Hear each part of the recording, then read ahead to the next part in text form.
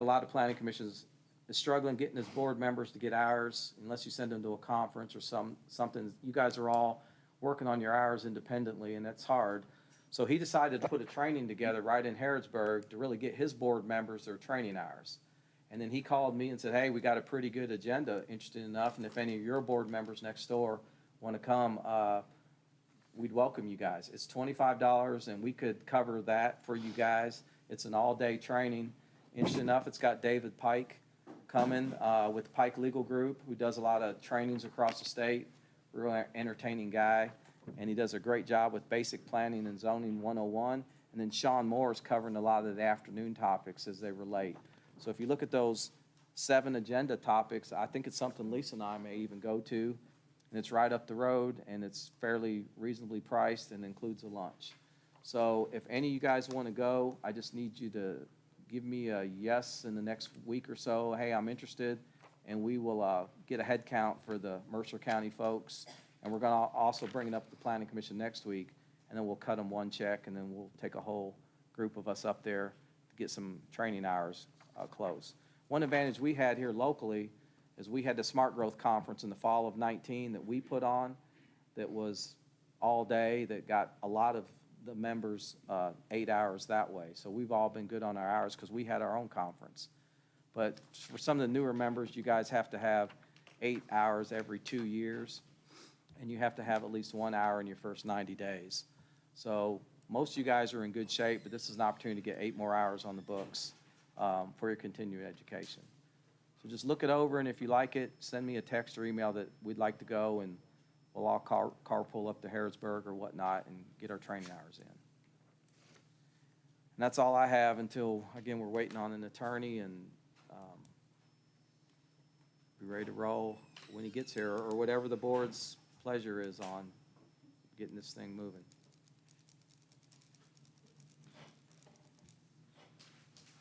I'm a member of the Argyle neighborhood, and my name is Deidre Bindlin. Unless we promised this attorney that we would hold up this meeting when everyone else is already here, I would ask one of the members to make a motion that we proceed with this hearing. Thank you. There was an accident on Nicholas Road. It was out of his control. Okay. I think we can wait till quarter after safely. Mr. Chairman, it might be appropriate to have a motion to take a brief recess right now if you think that's something we can manage and come back in 5 minutes or such time as Mr. Getty shows up. Okay. Would someone, I would entertain a motion that we recess until Mr. Getty arrives? Is there a second? All in favor? Opposed? We are in recess until Mr. Getty arrives.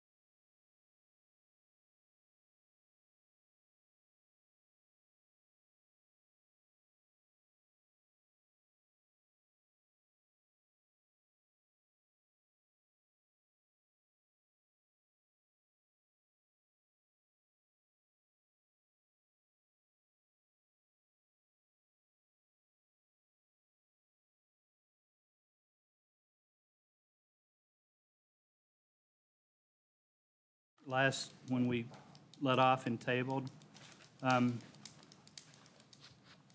We'll first tonight hear from Mr. Hunter on the new conditions. We will open back up to public testimony, but it will be pertinent only to the new conditions. And if it's testimony we heard last time that's not relevant to the new hearings, we don't need to hear it. Just as a quick poll, how many people plan on speaking tonight? So a handful, 5? Okay. If it gets to be, of course, and Ms. Benthal, I'm sure you will speak. If it gets to be more than a lot of testimony, then we're going to have to limit it to 2 or 3 minutes. We've got a lot of people here tonight, a lot to hear. I understand, like I said last time, this is an emotional issue, and we will treat each other like adults. We'll not have outbreaks. We have a police officer, and we will ask people to leave the meeting if we do have outbreaks. We will be adults. So, Mr. Hunter? Thank you, Chairman. You guys should have revised conditions at your chair. And again, apologize for the PowerPoint. Projector's not working. The city's working on it back there in the tech room, so maybe it'll come up. I intended to have that on the screen so people could see it as well as you guys have it in front of you. I don't think you guys had the play area map that goes with the conditions. Do you guys have that little exhibit that numbers those? Lisa's making copies of those right now. So what you have in front of you are revised conditions, and the applicant submitted those today, and then we requested they get in this format with the red underline so you guys could clearly see the difference from the first set of conditions and what was revised. Lisa's passing out the play yard map that Ms. Lanigan put together that ties in with those different play yards so you know kind of how those outline. And with that, before I start on the conditions, let me just give you quickly some stuff that happened since the meeting was tabled last month. When the meeting ended, I think the board kind of directed the applicant to, bring something else back, look at her conditions, see what could be achieved at some of the directives you guys gave them. And so we talked with the applicant. Neighbors have called me. One neighbor's probably emailed me 15 or 20 times, just asking questions about the hearing and the process. They weren't here at the first meeting. Mr. Hinkle, the most adjacent neighbor on the north side, we've talked a few times. And interesting enough, he raised some issues as a spinoff of some of the discussion here. And then Ms. Lanigan raised some issues, and there was an opportunity for those two neighbors to meet. And so that meeting was coordinated, and we had it here in City Hall with the Lanigans and the Hinkles. And I think it probably lasted an hour and a half, maybe 2 hours in that nature. And that meeting together is what spurred some of these changes that you see in front of you. There was a lot of discussion, I think, that spun off from the board meeting about could the number of dogs be capped per play yard or overall. The difference between grooming dogs and boarding dogs and daycare dogs was discussed in a lot of detail. Some building lighting was brought up too, which is another side matter, and I'll point that out. But I think where the board kind of left off, could the dogs be kind of curtailed in some manner to achieve some kind of compromise on the property line was what the meeting was for.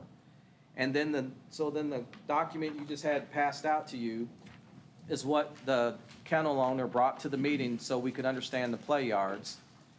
And then those are her notes on there from that meeting where it was basically suggested that the play yards could be restricted in a certain way on that northern property line and around to the back of the building.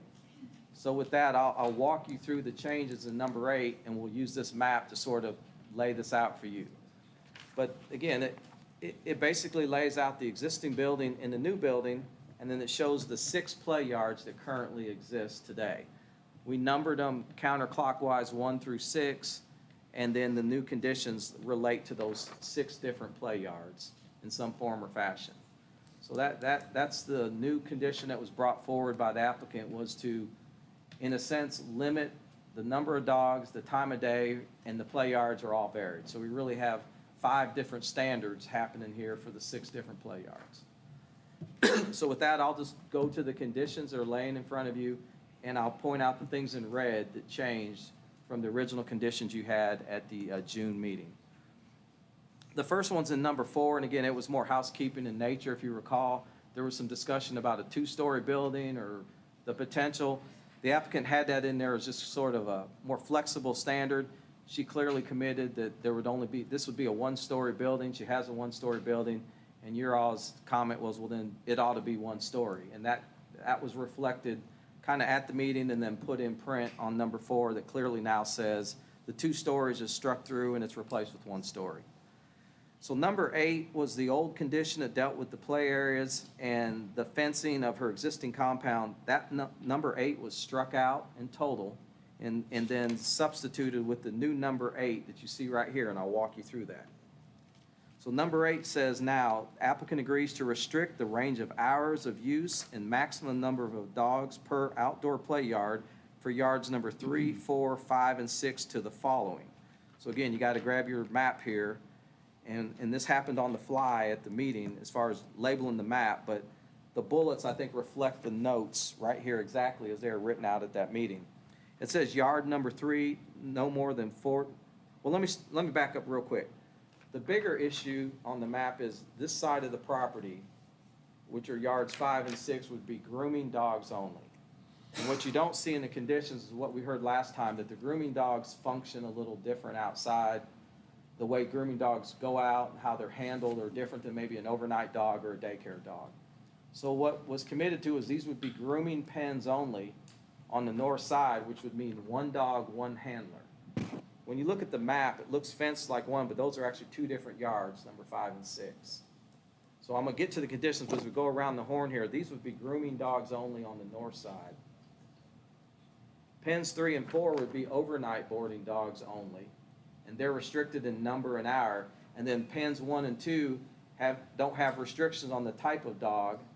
They could relate to the daycare, they could be overnight dog, but basically the grooming dogs are here, and the building internals change if the new building's built. It's complicated, but it gets back to the different type of operations. We won't get into that. But then when you get to the conditions, then back on the page there, it says yard number 3, which would be right here at the top, says no more than 4 dogs per play yard per session, and the hours are limited to 8 a.m. to 10 a.m. and 3 p.m. to 6 p.m. So no more than 5 hours a day would there be dogs in this yard, none after 6, and no more than 4 dogs at any given time. That same commitment is made on play yard 4 that you see right below that. Again, the dogs can only be outside 8 to 10 and 3 to 6, never more than 4 dogs. That's play yard 4. Play yards 5 and 6 then are reflected on the sheet that commit to grooming dogs only. 1 handler, 1 dog. The dogs don't go out loose. They're controlled with a handler because obviously they've been groomed. We're in the process of getting groomed. It's not the nature to turn the dogs loose and let them roll in the mud or whatnot. There's a reason why there's a handler language in there. But on the big front, there would never be more than 1 dog per yard at a time.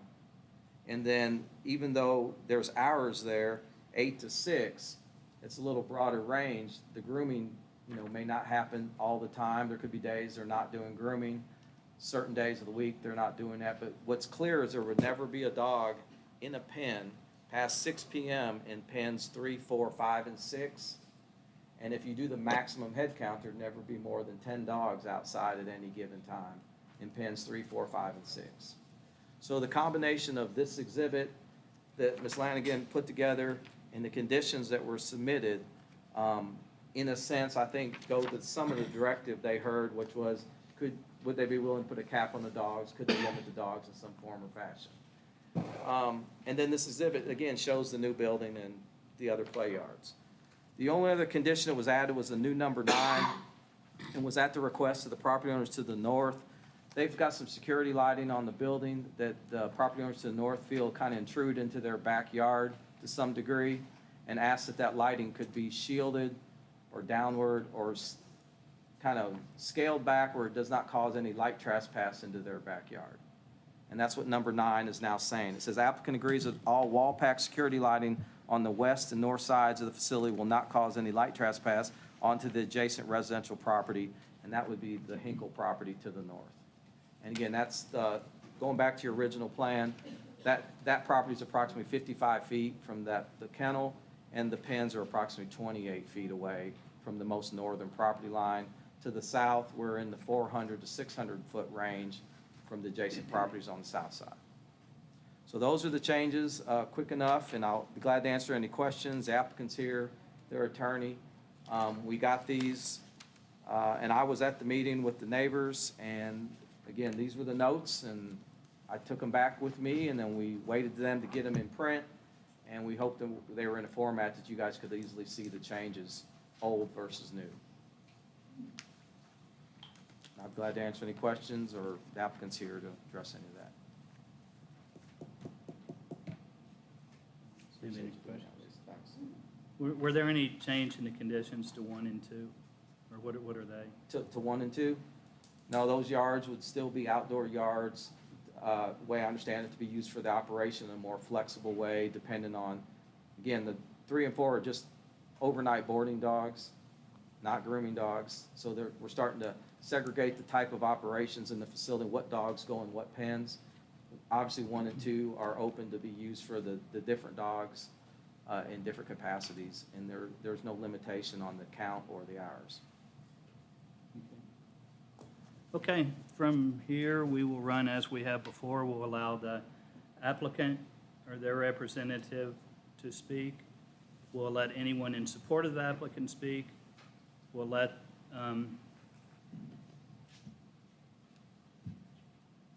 those opposed to the applicant speak. And I don't know, we'll let your representation maybe speak first or last. It'll be up to you. So we'll turn it over to the applicant. I'm Richard Getty, and I'll speak for... Okay. Where would you like me to... At the podium, please, and if you will state your name and your address, and you will promise that your testimony is true and correct to the best of your knowledge. My name is Richard A. Getty. I'm with the law firm of the Getty Law Group in Lexington, Kentucky. Our address is, the office is at City Center. We're on the 2nd floor, which is 100 West Main Street, Suite 200, 40507. I represent the applicant here. I'll try and be brief. And true and correct to the best of your knowledge. Absolutely. Thank you. I swear. I'm a lawyer, I'd never lie, right?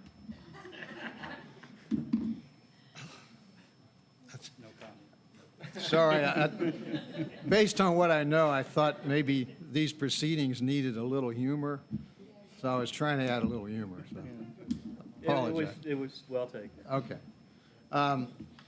Let me start by pointing out what I think is significant here, and that is that the applicant has come here not with an intransigent position, but from the very outset with an open mind as to what can be done to assuage certain concerns, and they've done that, I think, really in spades.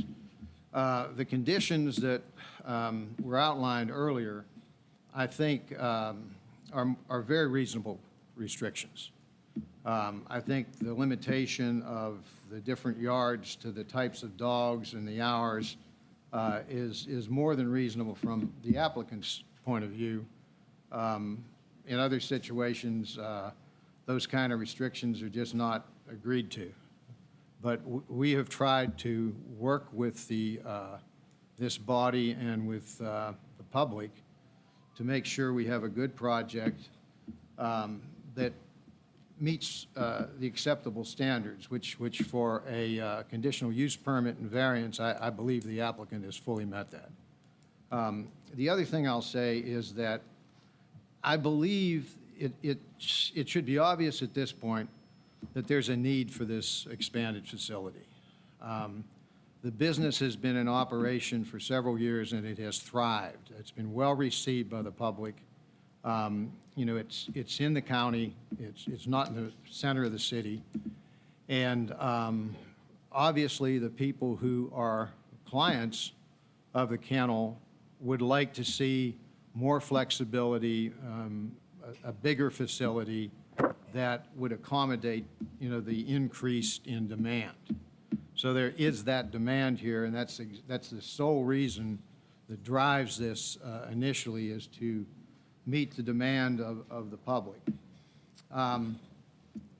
In addition, a lot of the work that's being done with these dogs is really interior work. There's very little outside work. I mean, there's some exercise at different periods of the day, but the applicant has agreed to limit the types of dogs, the hours, and I really think that is a very important thing here.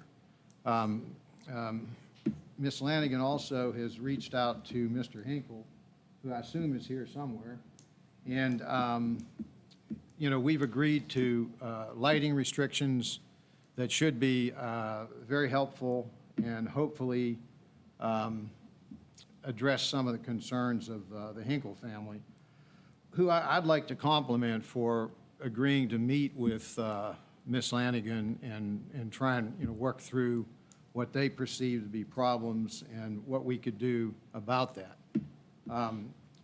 The restrictions here on the north, I think it's 28 feet to the nearest line and 400 plus to the south. I believe the restrictions are more than reasonable, and I hope this body will approve the revised plan. I do want to address one other thing that is sort of the elephant in the room here, to use a phrase, and that is this constant allegation about noise. I have personally gone to the kennel on more than one occasion now, and I have walked around the outside perimeter of that kennel. I have heard nothing. It is well insulated. You cannot hear dogs barking. Dogs are only let out at different times per the day. And this allegation that you can hear these dogs barking, miles away is just not supported by the evidence. The other thing I did, I know that there's certain people in the Argyle subdivision that have complained about this. I drove into that subdivision. And I'm sworn to the truth here, so I'm telling you the truth. I drove into it, and I went to different points in it, including near one of the loudest protagonists who has complained about this. And I was, I believe, right in front of that house. I heard nothing, absolutely nothing. And I drove through it, and I stopped at different points, and I heard not a sound.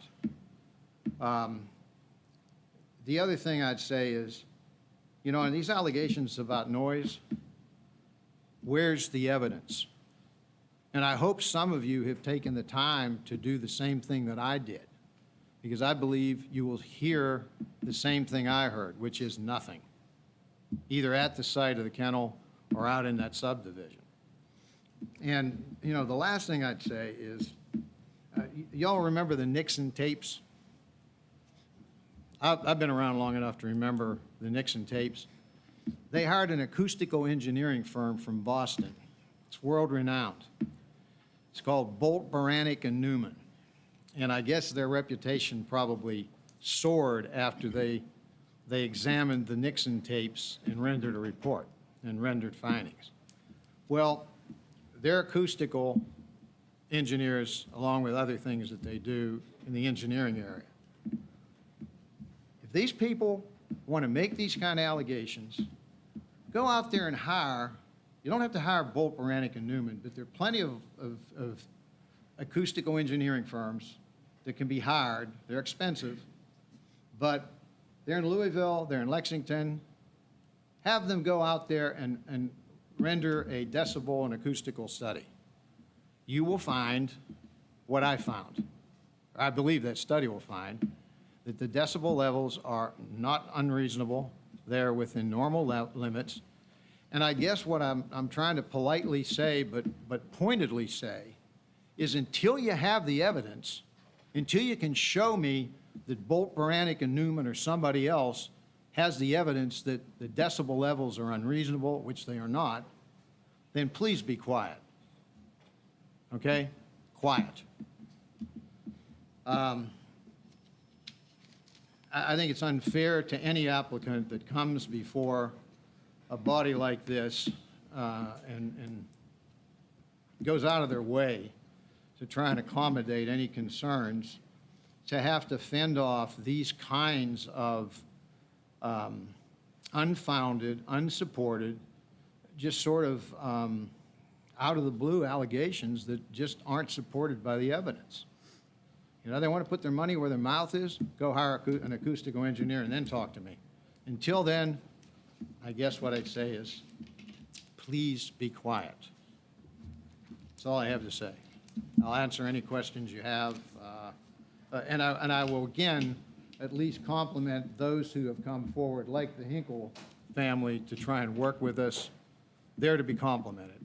Those who cast these aspersions without any kind of proof are not to be complimented, in my opinion. So I would urge you to approve the application as it has been revised.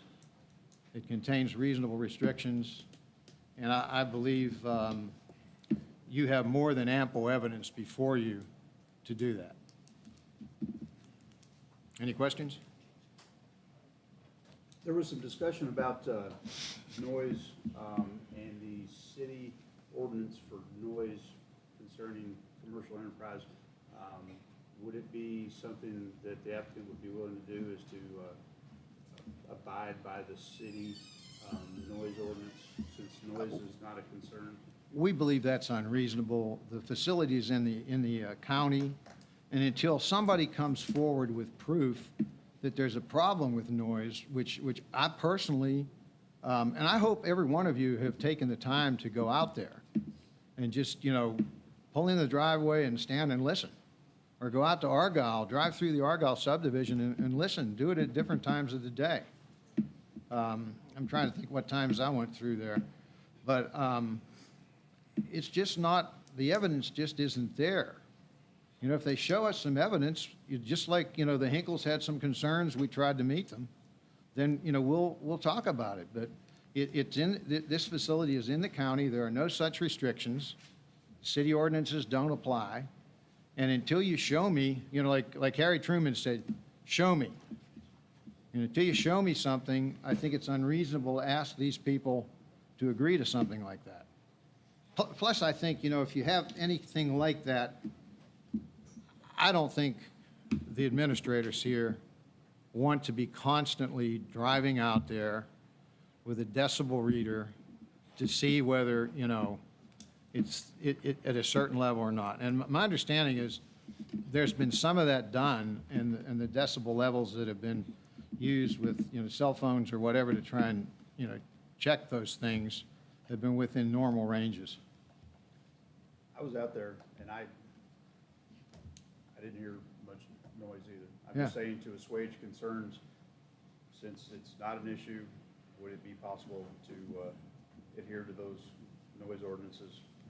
As their counsel, I think at this point, being in the county, unless they show us something different, we always have an open mind. If they show us something, we'll look at it and we'll talk to them about it and whatever, but We can't hear you in the back, sir. Mr. All right.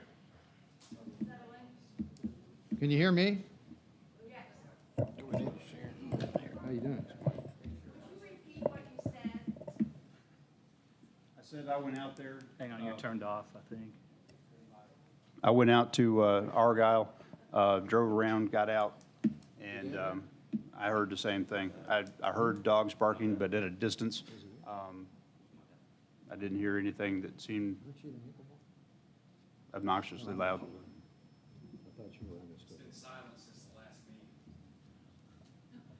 So she has the capacity to keep quiet.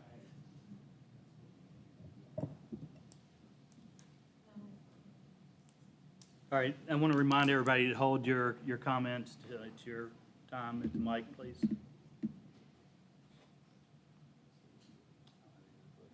Any other questions for Mr. Getty? Thank you, sir. Thank you very much. And I really appreciate your accommodating. I've never seen anything like that. I guess there was an accident, and it was like, it didn't move close to an eye. Okay. Really appreciate it. Ms. Lanigan, do you have any testimony, or are you spoken for? Thank you. Is there anyone here to speak in favor of the applicant? And if you will keep your testimony relevant to the new conditions, state your name, your address, and promise that your testimony will be truthful to the best of your knowledge. Yes, sir. And the relevance is I'm not going to talk about dogs. I'm going to approach from a different angle. My name's Dan Fulks, and that's Fulks. Residence 905 Cleo Avenue in Lancaster, 40444. Is that all you needed, I think? And you promise that your testimony is truthful and correct to the best of your knowledge. Oh, I promise, I'm not an attorney.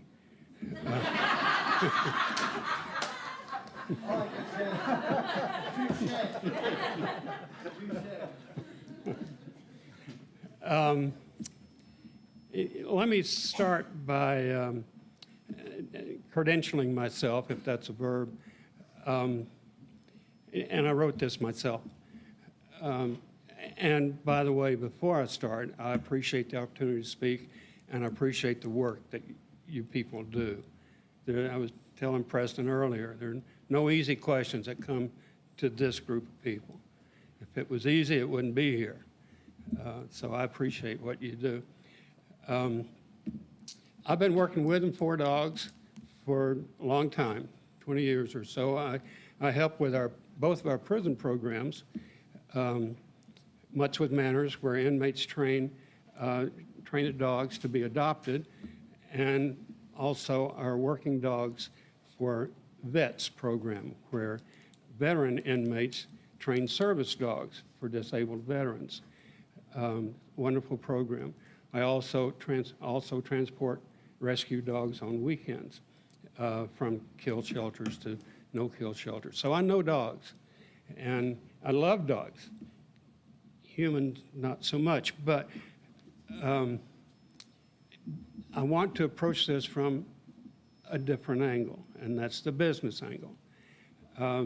I've known Wendy for 10 years or so. It's that memory thing again. And as a recovering CPA, I worked for a living for a while, and a PhD in accounting. I'm a retired professor from the School of Business at University of Kentucky and later at Transylvania. And Preston can tell you that beats working for a living. So that's the perspective from which I come. I have always spoken with Wendy about her business. Everybody knows how she feels about dogs and other animals. And there's a good reason that her kennel is among the most successful in the city, in the county, in the Commonwealth. And everybody knows. When I speak with Wendy about her business, the bottom line always is she does things right. She does things the right way legally. She does things ecologically sound, and it almost always costs her some money. We have even talked once about going into business together to train service dogs. She spent much more money on the new facility than she had to. And the reason she did that was for the neighborhood in which she lives, for the benefit of the dogs, for the benefit of nature. As she manages her business, she could make more money than she does if she didn't spend as much money as she does. So she does things right. It frequently costs her some bottom line profit, but I appreciate her for what she does. I appreciate for what she does for the dogs, as well as the people that her business might have impact on. Thank you again. I appreciate it. Thank you. Any questions? Any questions? Thank you. Thank you. Mr. Chairman, I'm going to interrupt real quick and let you know we got this to work. City Tech knocked out of the park. I don't want to interrupt the meeting, but what I'll do is if anyone wants to refer to a slide, I can move to it, and I can put it on that map, or the conditions if they want, just so that folks in the audience can see those live for themselves, if that's okay. I'll just maybe put it on that slide and leave it there. And there was a lot of stuff that we looked at last time, but those are the conditions, and we'll leave those up there, and then that map should be the last map. So they're there. If someone wants to refer to it or has a question, we have it on the screen now. Or if there's other technical things that we were told might come in, we can get them up. Thank you. Now, I appreciate the city doing that for us. Thank you. Absolutely. Is there anyone else here to speak in favor of the applicant? Hearing none in opposition to the applicant. I know there's a neighborhood committee and an attorney, probably individuals who,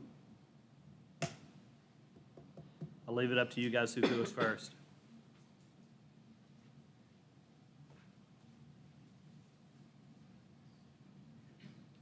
And as always, when you get to the podium, if you would state your name, your address, and promise that your testimony will be true and correct to the best of your knowledge. I'm Pat Kraswicki. I live at 1143 Sterling Drive. Yes, and I do promise to tell the truth. And I will try to abbreviate what I really came prepared for.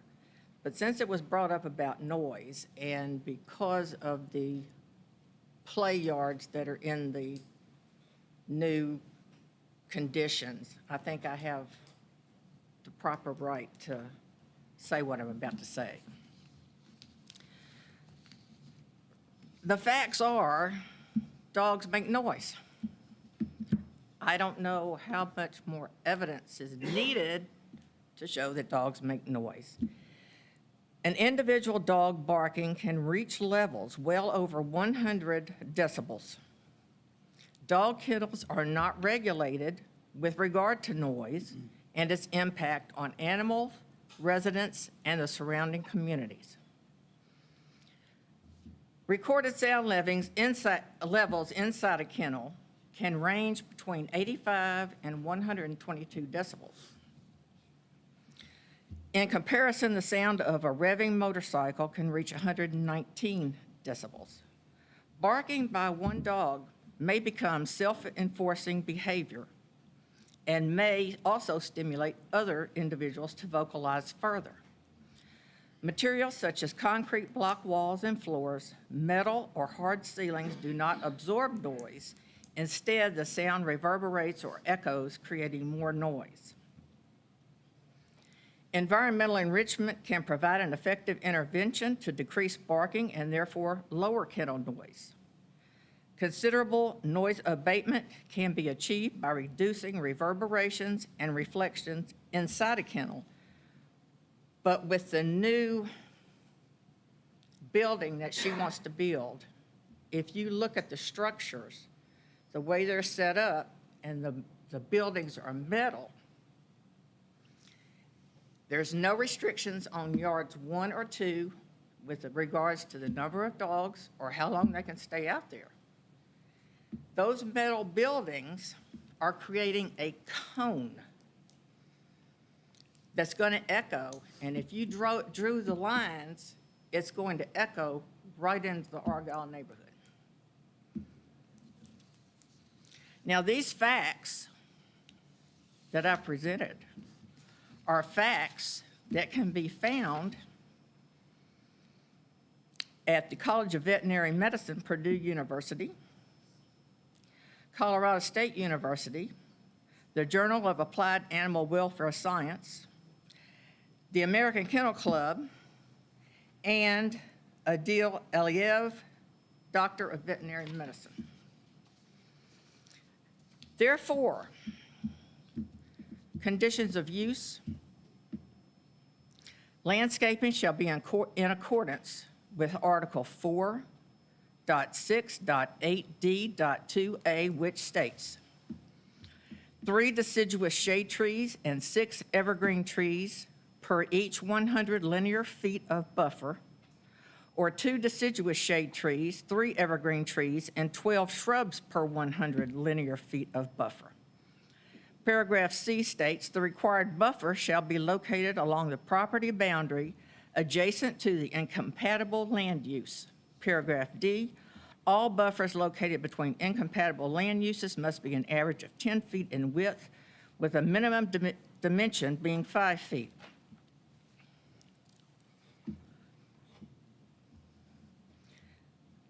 Also, condition of use, outside cameras and lights shall not be directed toward any private residence. Outdoor lights shall be motion activated only. Approved noise abatement products shall be installed, and there are acoustic blankets that can hang on fences. They're waterproof, and they do help abate the noise.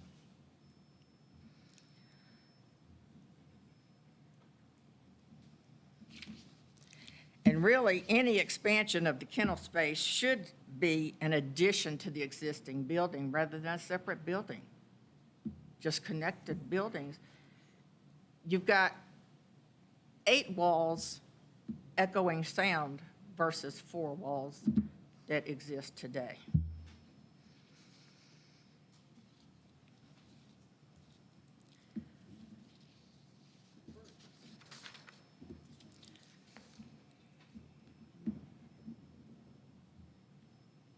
The last condition, compliance with limitations established by the Board of Adjustments. It is requested that prior to approval of conditional use permit, that the Board of Adjustments issue specifications detailing the square footage for grooming with a limit on the number of animals per day, the square footage for puppy daycare with a limit of the number of animals per day, the square footage for overnight kenneling with a limit on the number of animals overnight, the square footage for daycare of dogs with a limit on the number of animals per day. It is also imperative that this board contact or notify the fiscal court to ensure that the county ordinances are established that are clear, concise, and enforceable for kennels with allowable noise levels generated by the kennels with barking dogs and capacity per square foot. Thank you so much for your consideration. I do hope you will take it very seriously, as we do. And just for the record, I went for a walk about 9:30 this morning, and the dogs were barking. Thank you. Does anyone have any questions?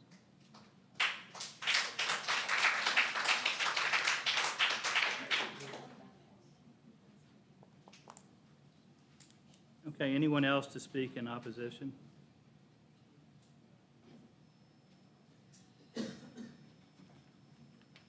And it's always your name, address, and you'll promise to tell the truth. Okay, my name is Valerie McMahon. I live at 1120 Sterling, and I promise to tell the truth. So I want to specifically address the variance that's being requested. So the variance does not say that the noise has to be a certain level. Doesn't say we have to go get Nixon sound testing or anything like that. The variance says that you have to find that the addition or the building will not adversely affect the public health, safety, or welfare. I think hearing barking dogs does affect the welfare. It affects people differently.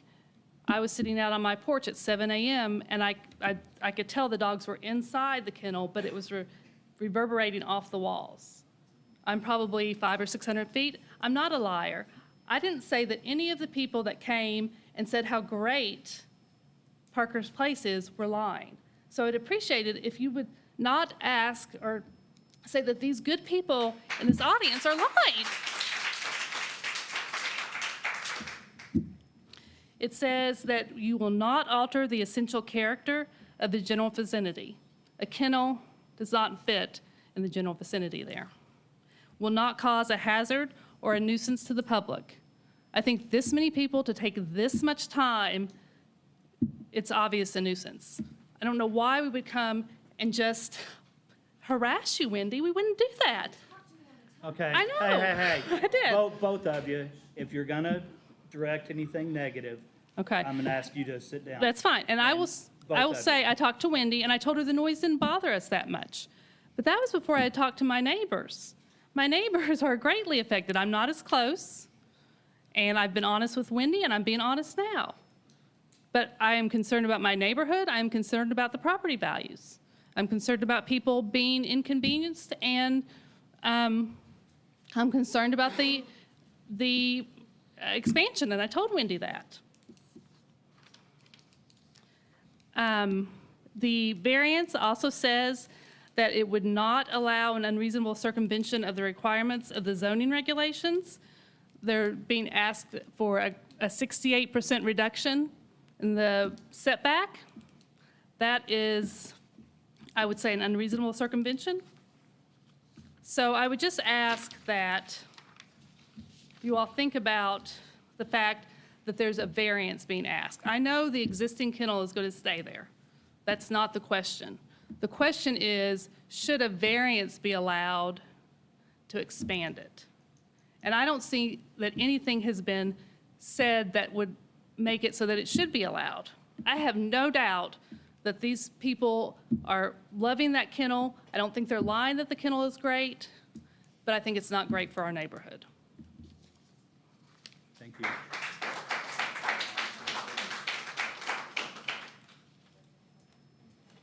Is there anyone else to speak in opposition?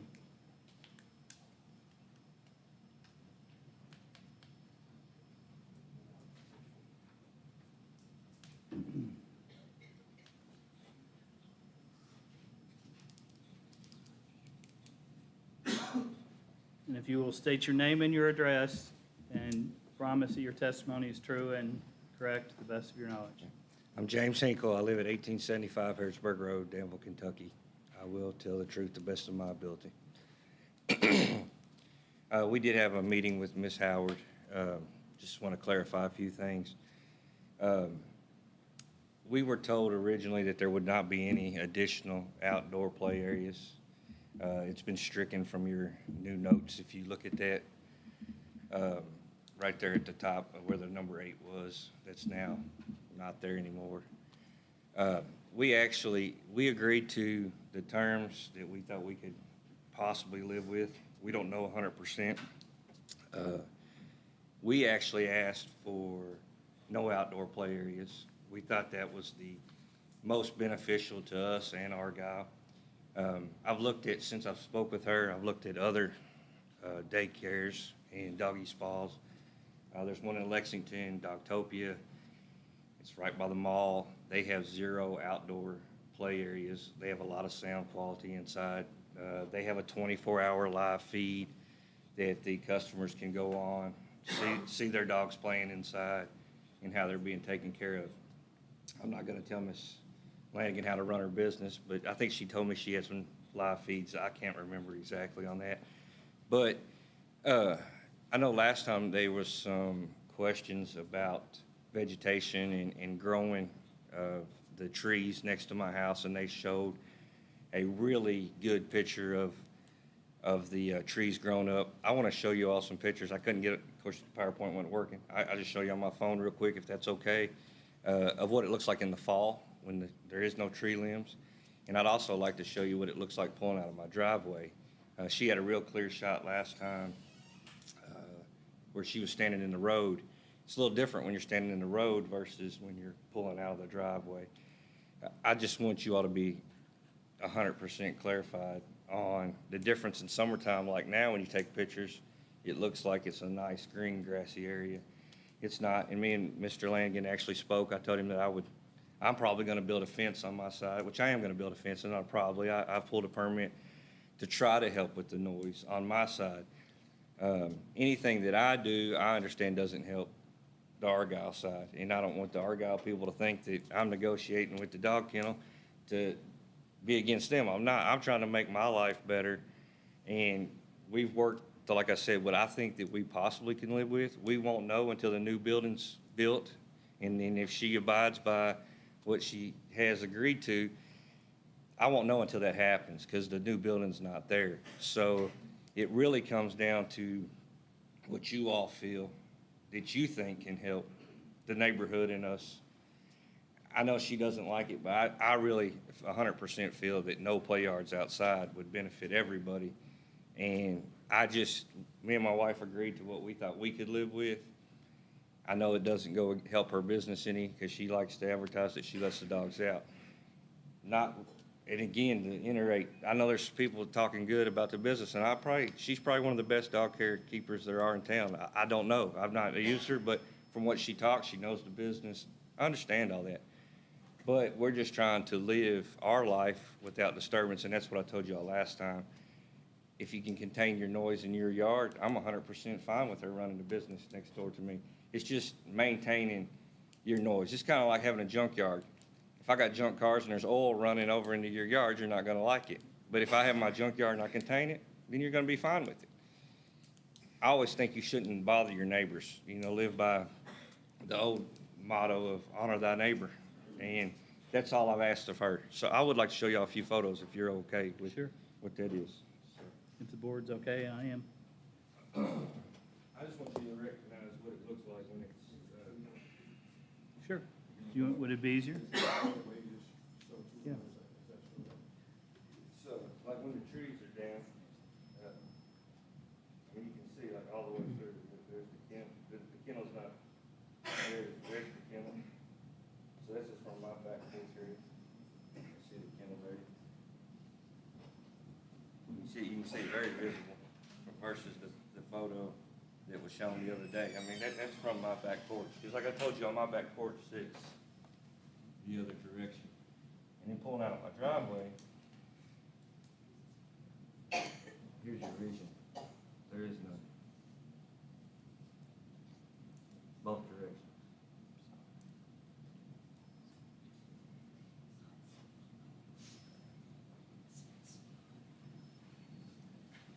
So it's not as easy as it looks, and that's why I told y'all, come on out to my house, take a look, it's me trying to pull it out. I've trimmed the trees back, so it's helped, it's probably helped her neighbor, her customers get in and out also. And, I've got one video, because just to go against Mr. Getty's, thing about noise, I hate to say it, but he wanted proof.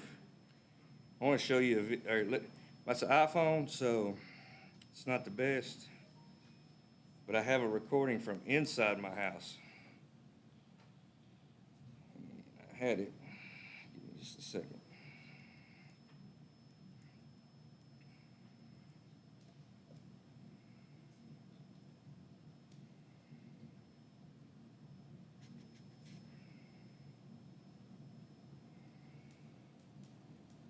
I apologize.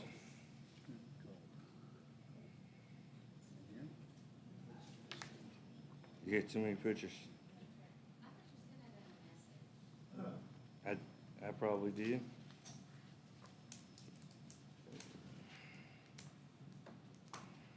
Yeah. I had it pulled up and I showed you all those photos. There you go. It's hard to hear on this iPhone.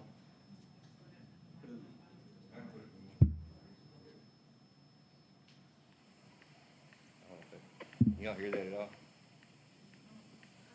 That's what I figured. Here you go. There you go. Oh, it's the same video? No, it's not it.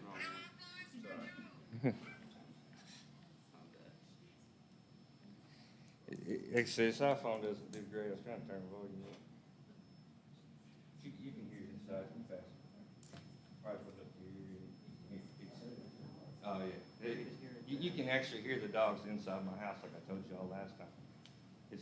My wife's done recording with the phone. It's hard to hear. It's over 75 decibels in my house. That's dogs outside, so that's not dogs inside. But for him to say that there's no noise, that's kind of not a good thing to say. I hate to say it. So maybe he told the truth when he talked about lawyers up here a minute ago. But, yeah, it was 75 in our house. I mean, can he even ask me questions? Yes, he can. This is a formal hearing. Okay, I just making sure. He can. I don't have it, my he- wife. Either, my wife either recorded. attorney can cross-examine. They can't interrupt you, but they can. I just wanted to say, you said bring proof, it's right there, I mean, it's. I don't see any decibel levels. Well, no, but I mean, it's pretty bad if all the windows are shut, you can hear my house. Say it's above 11 decibel level.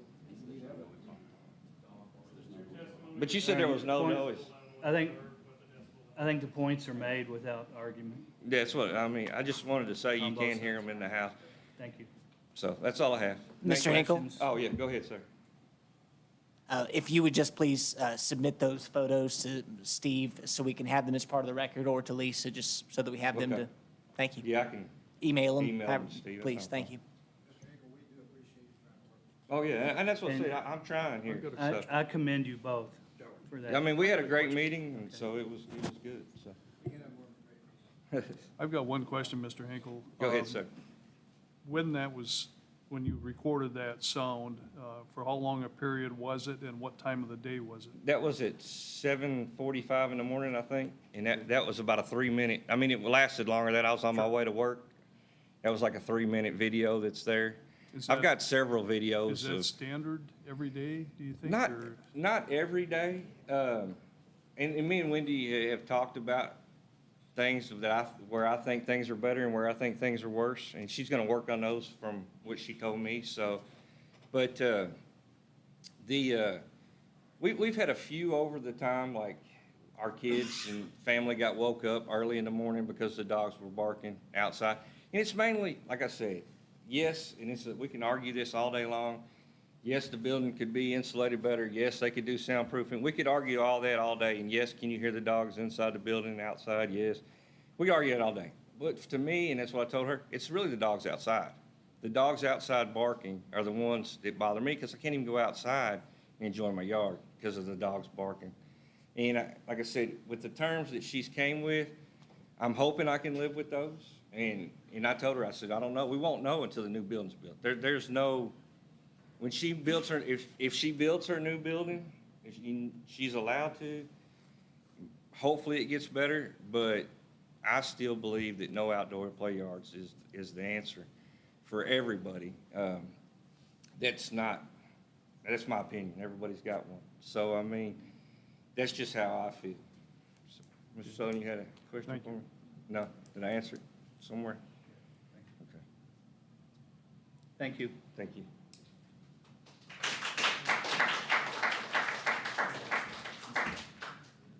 Is there anyone else to speak in opposition?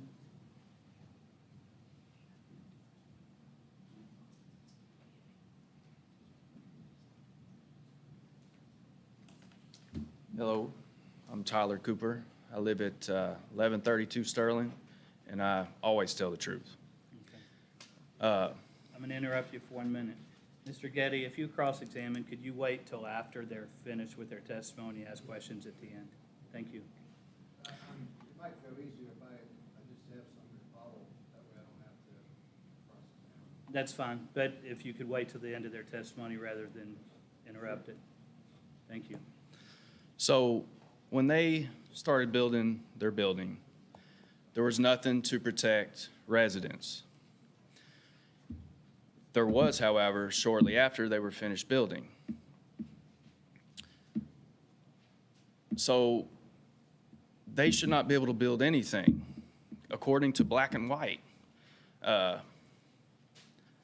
That's all I got. I mean, it's right there. You all, I'm sure you're familiar with it.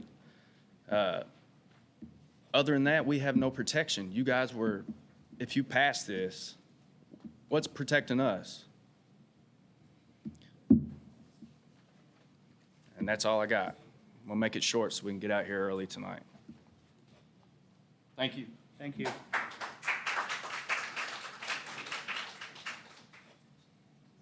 Is there anyone else to speak in opposition of? Please come forward and state your name and address and promise that your testimony will be true and correct to the best of your knowledge. I'm Josh Tucker. I'm here on behalf of Sue Peace. I believe she's going to join me. She's got some video that we're going to include. I'm her attorney. My business address is 400 South Main Street in Nicholasville, Kentucky, and I do promise to tell the truth. So. If I may begin, there's several issues I'd like to discuss, and some of them were touched on by other people. Mr. Getty testified that, I want to get this correct, that if the people complaining don't have Nixon tape quality sound engineers, they should be quiet because they don't have any evidence. Well, I found that sort of insulting. We've got multiple people here who have testified under oath that they have, that this is a nuisance with regard to what's occurring. And I'm going to have Ms. Peace play some videos. They're also available on YouTube, so we didn't know how to present those, but I can email those to you all for the record afterwards and then play them as well. She's got, I think, 4 videos that we can provide. We're going to play. I have 2. Okay. But 4 are on YouTube, publicly accessible. And I believe at the other meeting, you were given a page that gave you the information for the YouTube videos. So we'll submit that into all those videos into the record, but I want to play one for right now. And Ms. Peace, for the record, would you I am state your telling the name? truth. Would you please state your name and your address? Sue Pease, And 1124 Sterling Drive, and I'm very truthful. thank you. You're welcome. See if I can get this started. You got the sound turned up? Mm-hmm. Okay.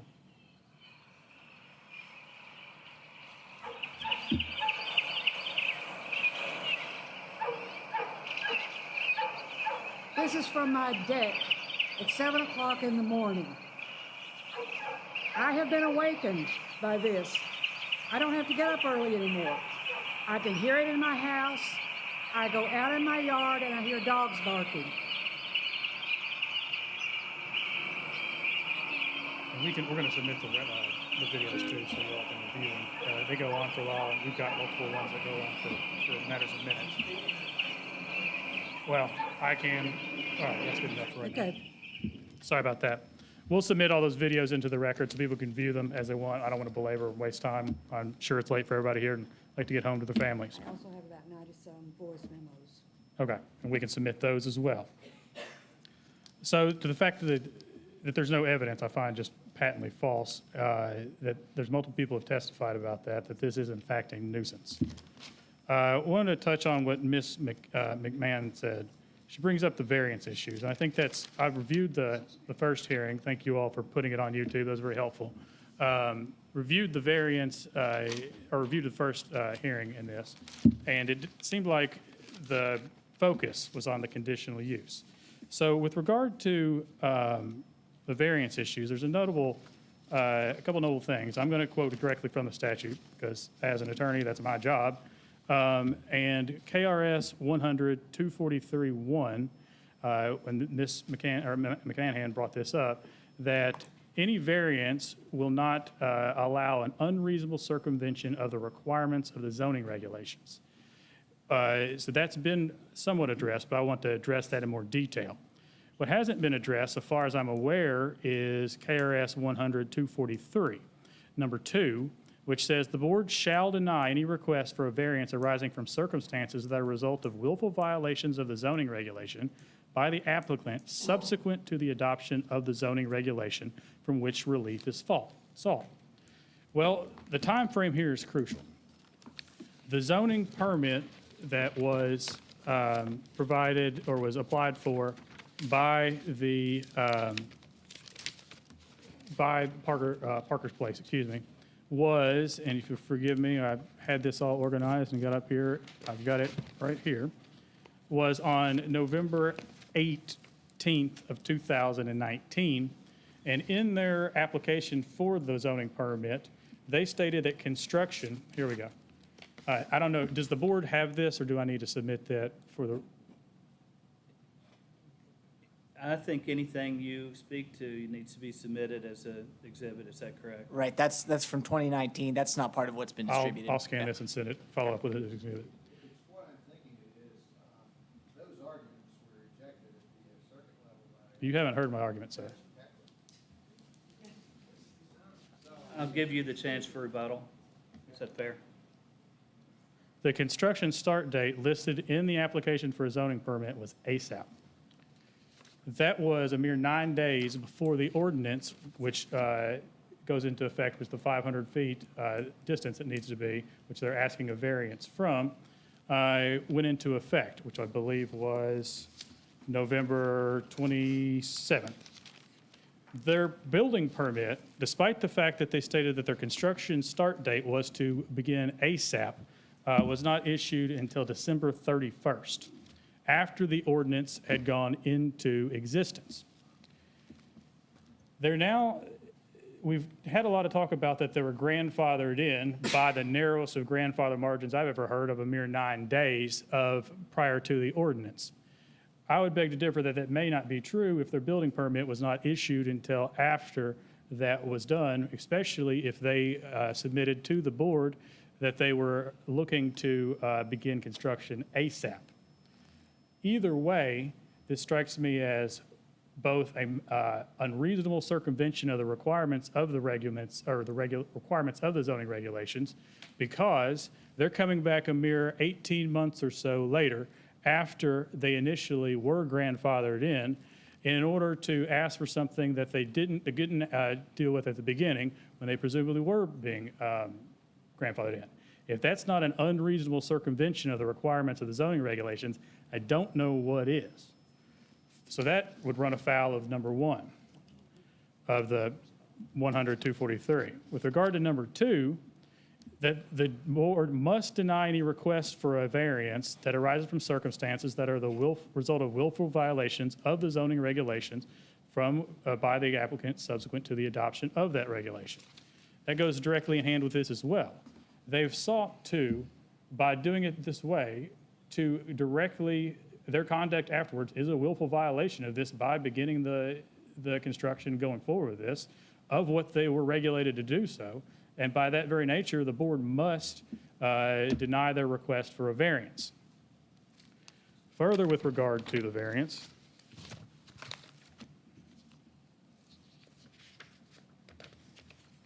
in this helpful staff report, to deny the variance, the board must find that this will adversely affect the public health, safety, or welfare, alter the essential character of the general vicinity, which I believe have had multiple testimony on, especially with the expansion of that. This is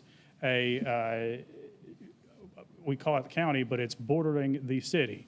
I found it very interesting that Mr. Getty said that they would not agree to abide by the city zoning ordinance whenever they are directly abutting city property, and those are the people that were being affected, especially after many pains were taken to say about how reasonable the kennel was being, which it would seem to be a very reasonable accommodation to follow the zoning nuisance, or the nuisance, sound nuisance of the city, when you're directly affecting the people who are affected by that nuisance are in the city because they're next door.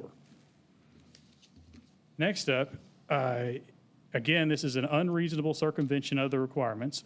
That's an appropriate finding the board must make. And these are the result of the willful violations of the zoning regulation that they themselves sought to do by getting in at the very narrowest before they could in order to get this done. So I don't think there's any way the court can, or the board can grant the variance. With regard to the conditional use, I've reviewed the revised conditions. Absolutely none of these are in any way helpful to Sue Peace whatsoever. They don't affect what would occur in her yard, and in fact would cause, the way I'm reading this, much more barking and much more of the nuisance that she's already succumbing to. None of the conditions that they've allowed do anything to address her concerns, and in fact are directly, it seems to be because they're directed toward Mr. Hinkle because of the meeting with Mr. Hinkle, which is fine, but does not meet the conditions that would require for Ms. Peace. Further, in order to make the finding of a conditional use permit,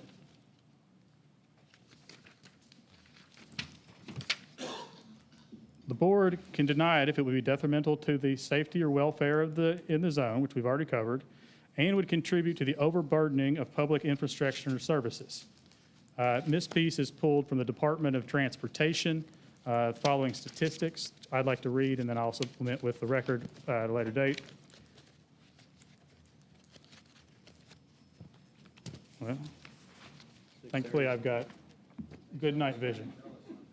Is the mic still working? It's kind of hard for me to, okay. Over 5,000 vehicles travel Maple Avenue daily. Bull County had 867 crashes in 2018, twice as high as the surrounding counties. Maple Avenue rated higher than state average for crashes. The distance between the exits off Maple Avenue are 85 feet between the residential entrance, and the kennel entrance, 242 feet from the top of the hill or the curve to the Argyle entrance, 433 feet between the Argyle entrance and the Argyle Wood entrances, and there's 200 homes approximately in this area that would be affected, and approximately 300 to 350 family members that would be affected by the increased traffic. And again, I'll provide that for the record. So the very purpose of this that we've heard from the kennel over and over is they want to expand their business, which nobody blames them for.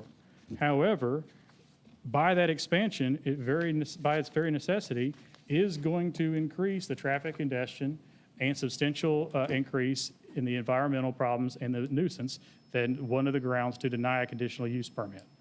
Further, one of the other grounds is that it does not meet the requirements of the zoning ordinance, which is on its face true because that's why they're seeking a variance. They've admitted it by doing that themselves. So for all those grounds, I'd ask you to deny both the conditional use permit request and the variance request. And let me see if there's anything else I've got in my notes. And I mean, I don't believe that they've provided the Nixon sound engineers either to do anything other than the testimony of Mr. Getty with regard to any evidence as to the sound violation. So for those reasons, I would ask that you to deny these requests. Any questions? I've got a question. Yes, sir. Ms. Pease, you had indicated that you went out on your outside at 7 a.m. and you heard the dogs barking. Yes, and that is, Come up here. yes, that is a fairly common occurrence to wake up in the morning and hear the dogs barking in my bedroom or in my bathroom. I do hear them, and I would not say it's every day, but it is frequent, and it has not been quite as frequent, probably because of anticipation of this hearing. But last summer, when they first opened up, it was, if you pardon the expression, it was hell. And I'm retired. I worked for 30-some years, and I did have to get up at 6:30 in the morning. I don't want to, I want to take it easy. I'm by myself, so I fend for myself. Okay, I guess my question was, you had indicated that 7 a.m. when you got up, Yeah, those dogs are barking. yes. Well, I see they made a proposal not to start opening that yard till 8 a.m. I would like to point out one thing about the yards. You're bringing 4 dogs out, or a number of dogs. Are you putting them out on their own, or are you bringing a handler to keep them quiet? If you put them out on their own, they're going to bark, because there has been barking all the time, and obviously there's no one out there with them to control the dogs. It's not good for the dogs. It is a known fact that dogs suffer from stress when they bark all the time, and also they suffer hearing loss. I was only concerned, ma'am. I know, with but I'm the giving you time that frame. too. Yeah, I'm on a roll. Dissertation on dogs. Were the dogs inside or out? The dogs, And wait, I'll give you a chance for rebuttal. well, I'll give you a Mr. Getty, you probably didn't come at the right time, or else you did not get out of your car. In fact, I might have, We're not going to argue. yeah, but anyway, sorry. The dogs were outside, but I can hear them when they're inside, because when the doors are open, there's reverberation from the corrugated metal walls in the kennel. And that is what causes all of the echo. There may be corrugated metal walls, insulation, and outside walls, but there are corrugated metal walls, as I've seen on their Facebook page. They have an interior shot, and it shows metal walls.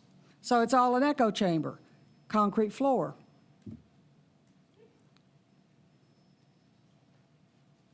Any other? Truth be told. Thank you. You're welcome. you in opposition of? No, I just wanted to ask if it's, you know, when she's video. Okay, I gave those in favor a chance to speak. I'm sure her attorney will recover it with his rebuttal. Is there any other questions for us? Thank you. Yes, please.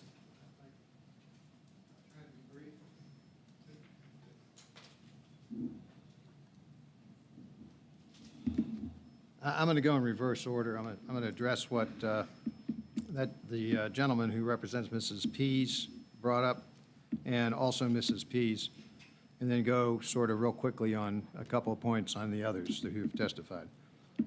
First of all, there's such a thing, they teach it in law school, and it's called res judicata or collateral estoppel. And what that concept means is that when a court determines something in final rulings, then you can't challenge it in a later proceeding, particularly where you had an opportunity to be involved in that proceeding. All the comments that were made by Ms. Pease' lawyer dealt with not this application, but the original application and frailties or infirmities in that proceeding. All of those issues were brought up. There was an opportunity, and the res judicata or collateral estoppel also involves not only issues that were brought up, but also issues that could have been brought up. This is a first-year concept in law school. So those issues, the approval of that application went up through the administrative process and landed in the circuit court. And Judge Peckler heard all those arguments, and he rejected them.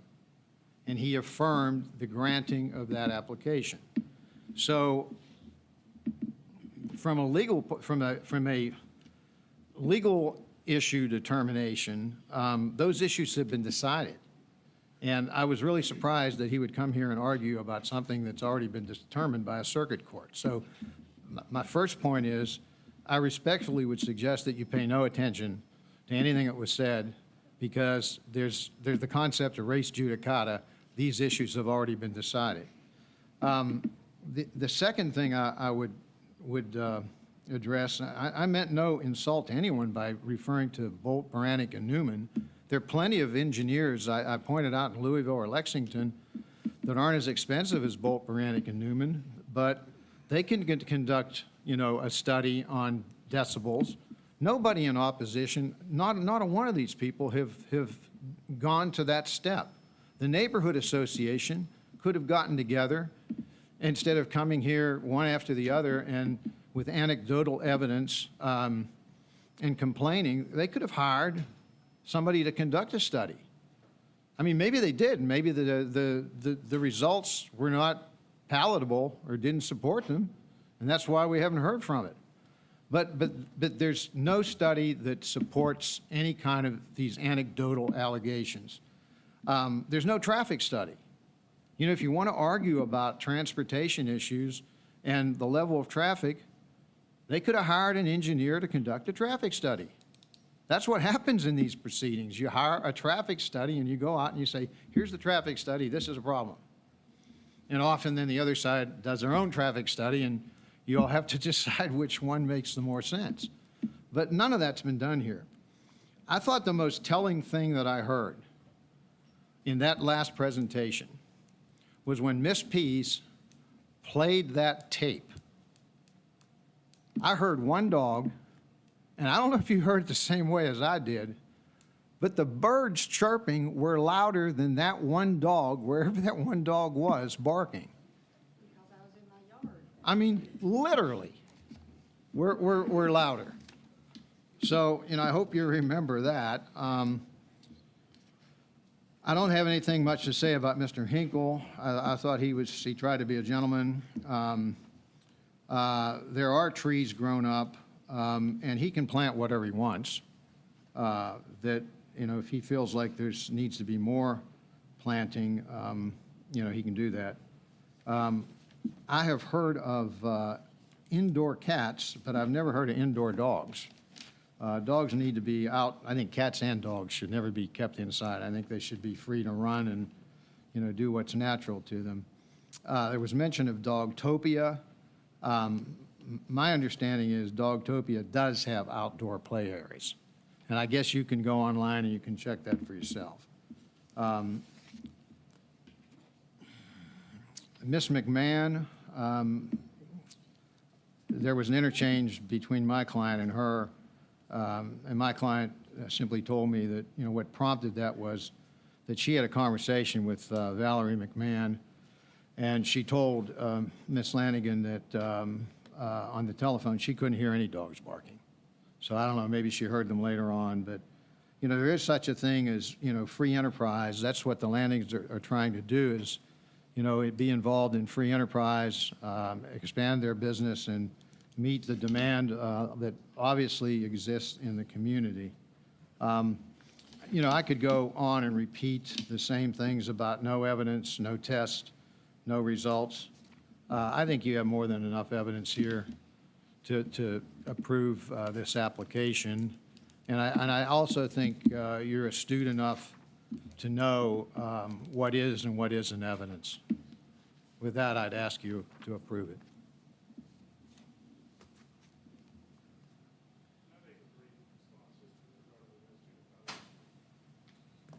Mr. Smith, normally we hear the applicant, we hear those in opposition, then we allow the applicant rebuttal. Is it appropriate to keep allowing rebuttal back and forth? I think you're entitled to set a limit on it. The order you've just described is something that's prescribed by our bylaws, which have, And that's our normal. right. So I think we're going to stick to that and just for conformity standpoint. If there you have, anyone else to speak? Mr. Chairman, I might just add this. If you have any questions about legal nuances or anything like that, direct them to me. If you have questions of the applicant or the opposition, it has also been our pattern sometimes in board deliberation after public hearing to ask questions of people who've introduced certain evidence to get clarification for the board's sake. So if anyone has questions of Mr. Tucker about res judicata, they're permitted to direct those to him at that time. Board? Do you agree with my opinion? Thank you. Is there anyone else to speak in opposition of? I'm an auctioneer, and we normally say at this point, all in, all done. So are we all in, all done? I'll entertain a motion to close the public hearing portion and begin deliberation. In a second. All in favor? Any opposed? So the public hearing session is closed, and we are now in deliberation.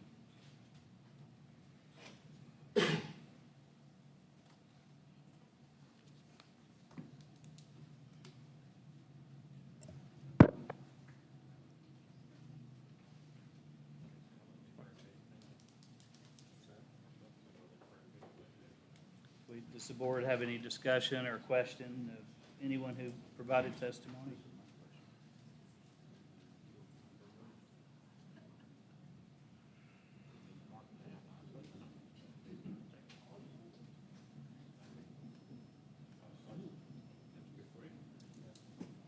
So the question I have. Get to the microphone, Steve, maybe, please.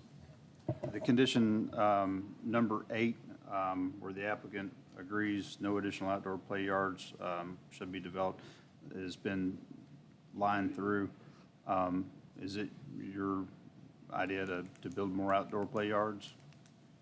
Well, I just didn't want to completely box myself in. Ms. Lanigan, could you go to the mic for that, please? Sorry. Thanks. And Ms. Lanigan, since you haven't been up here yet, if you'll state your name and address and promise that your testimony will be true and correct to Yes. the best of your knowledge. My name is Wendy Lanigan. I own Parker's Place Kennels, and I live at 1054 Neild Road in Danville. We took that out because that was originally put in because there were no restrictions on the current yards that I have. In our conversations with the closest neighbor, their primary concern, and it was stated that they had no trouble with any structures that I built, and they had no trouble with the dogs that were held inside.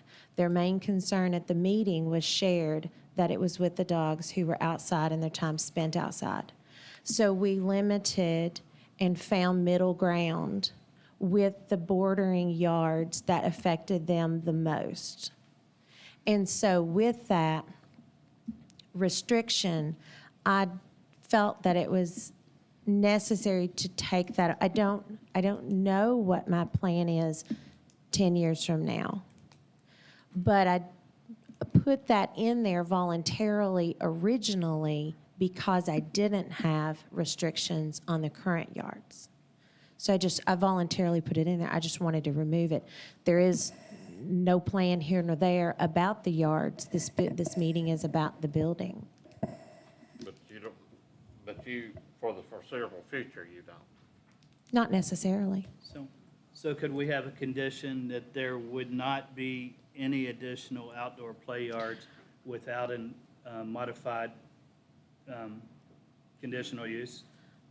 I'm not comfortable with that because I'm putting voluntarily in there to begin with, and then I put the restrictions on voluntarily because of the meeting. I don't want to box myself into something that's going to be a lifetime decision with my kennel. When I don't have a plan for additional yards, but I don't want to say I'm never going to have a plan. We have 40 acres there.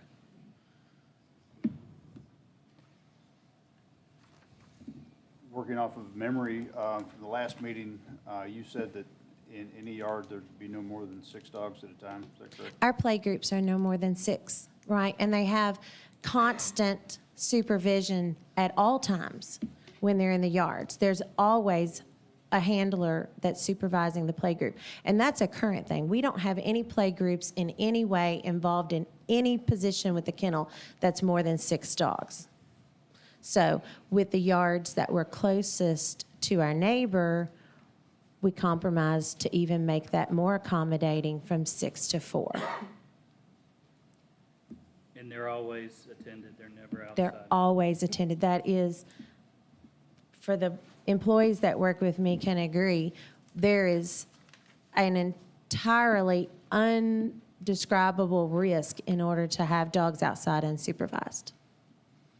And just out of curiosity, has anything changed in your operation in the past 30 Nothing. days? I have done nothing different than I've ever done, and it's July. I'm packed. I have turned a daily phone conversation with multiple people who have asked to, I have a waiting list on daycare, and I have turned away probably 15 or 20 every other week for boarding because I just don't have this square to spare. So nothing has changed in my operations or procedures or numbers.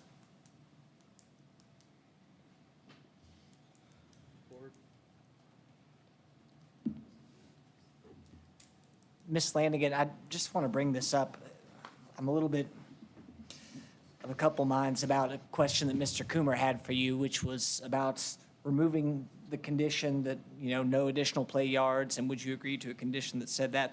It's my understanding that we have this chart that's kind of a development plan of your business, and that adherence to this development plan as your site is a condition to this application, so that if you were to make any changes to this layout, then that would necessitate coming back here for an amendment to the conditional use permit. And I just want to bring that to your attention. That's kind of staff's understanding and the board's understanding of what's going on here. So I understand you wanted to keep your avenues open for the future and be able to build more, but and correct me if I'm wrong, but our understanding right now is that this layout is a condition of your application. Of the building, yes. Yes. But the outdoor yards are depicted on here as well? Yes. Okay, thank you. And I'd just like to say, I don't think that would stifle your ability to expand in the future. It would just necessitate that basically we'd be taking baby steps, and it would necessitate coming back before this board before you expand further. And I personally, I think that's appropriate, and I would like that to be a condition. So should you choose to add additional play yards, that would be a new conditional use permit? Or an amendment to the currently issued, permit, should it be issued tonight or amended tonight? Thank you. And you agree with your attorney? I will always abide by the rules and whatever I've agreed to, yes. Okay, but you agree with your Yes, sir. attorney committed you to something. You Yes. agree with that? Yes, Okay, I just want everybody to be yes. on the same sheet. I thought that's what you was going to say. No, I don't always agree with my attorney, and I don't always agree with my husband. I was going to remind her she was under oath. And I am under oath.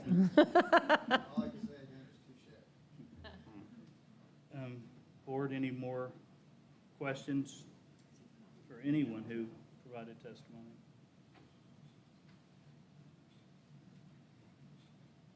Any more discussion? Number 8's back in, is that my understanding? Number 8 is back in. And I think, and Mr. Smith, correct me if I'm wrong, the board can add conditions. They can approve as is, or they can approve with their own added conditions. Is that correct? That's correct. It's, of course, always my suggestion to have the applicants buy into anything that you suggest.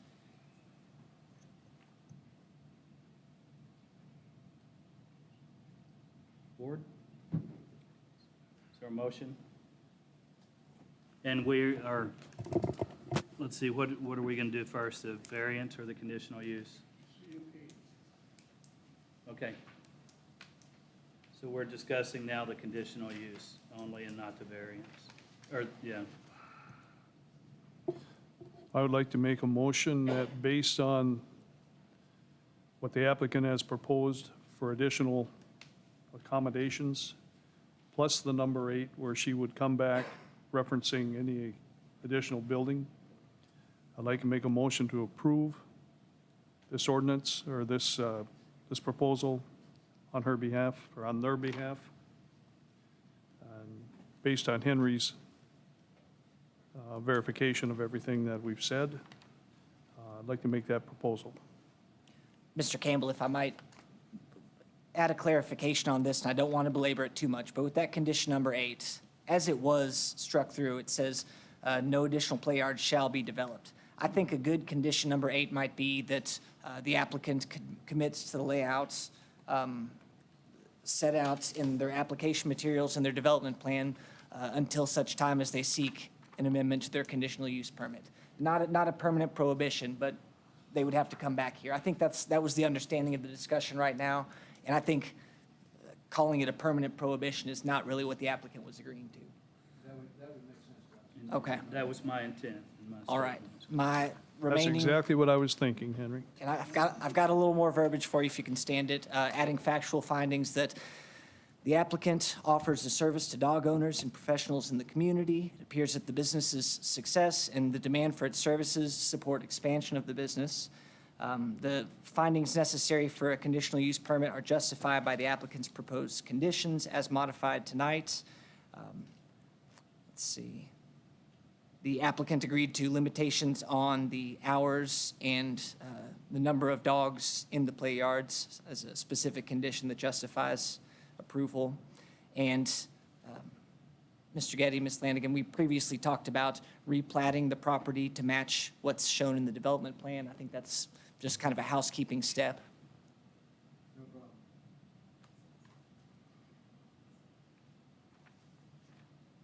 Okay, so there's a motion on the floor. Is there a second? Mr. Lay, second. There's a motion to second. Any discussion?